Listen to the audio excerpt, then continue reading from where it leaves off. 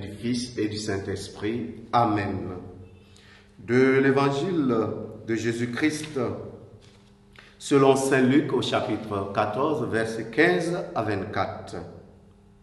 En ce temps-là, au cours du repas chez un chef des pharisiens, en entendant parler Jésus, un des convives lui dit: « Heureux celui qui participe au repas dans le royaume de Dieu. » Jésus lui dit: « Un homme donnait un grand dîner et il avait invité beaucoup de monde.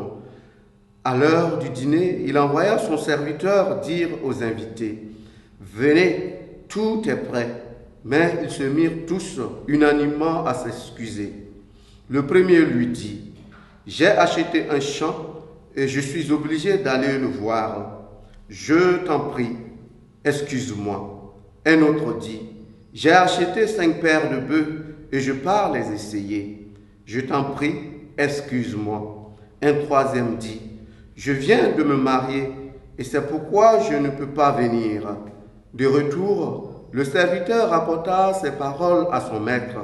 Alors, pris de colère, le maître de maison dit à son serviteur: « Dépêche-toi d'aller sur les places et dans les rues de la ville, les pauvres, les expropriés, les aveugles et les boiteux, amène-les ici. » Le serviteur revint et lui dit: « Maître, ce que tu as ordonné est exécuté, et il reste encore de la place. » Le maître dit alors au serviteur: « Va sur les routes et dans les sentiers et fais entrer les gens de force afin que ma maison soit remplie.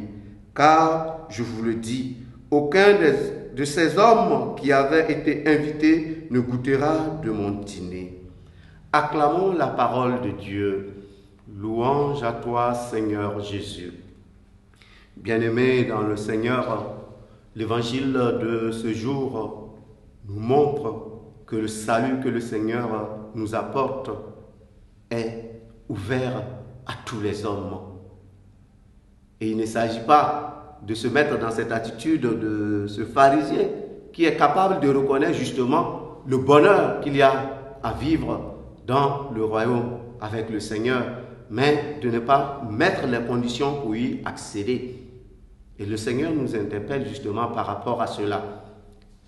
C'est vrai, nous pouvons être des chrétiens de par le contexte dans lequel nous sommes nés et ne pas adhérer par notre vie à ce chemin-là qui nous conduit vers le Seigneur. Et dans ce sens-là, nous sommes interpellés pour dire quoi? Pour dire que même si le don du royaume est gratuit, nous avons à participer. Le principe de la participation est une exigence, pour ne pas dire un impératif pour chaque être humain. Et mieux encore pour le chrétien qui se réclame du Christ. Parce qu'il s'agit pour chaque chrétien de pouvoir prendre sa responsabilité. Parce que le Seigneur nous offre toujours le salut. Le Seigneur nous ouvre toujours sa porte. Mais sommes-nous assez disposés pour recevoir ce salut-là? Et la question que chacun de nous peut se poser en ce jour, c'est: quelles sont nos priorités? Est-ce aller à la rencontre de Dieu?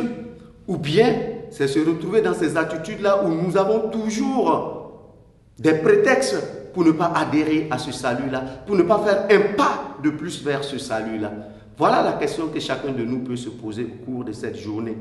Est-ce que quand je me lève, quand je vais au service, quand je vais au travail, est-ce que le travail a pour but de me conduire vers le Seigneur? Ou bien c'est un prétexte pour ne pas aller à la rencontre de Dieu? Ce n'est pas évident de répondre à cette question-là parce que très souvent, on peut tomber dans l'oubli. Mais l'évangile de ce jour nous dit que le Seigneur ne se décourage pas vis-à-vis du salut de l'homme. Il est toujours disposé. La preuve est que lui-même va à notre rencontre en demandant aux serviteurs d'aller chercher toujours parce qu'il y a toujours de la place. Autrement dit, le Seigneur nous attend toujours.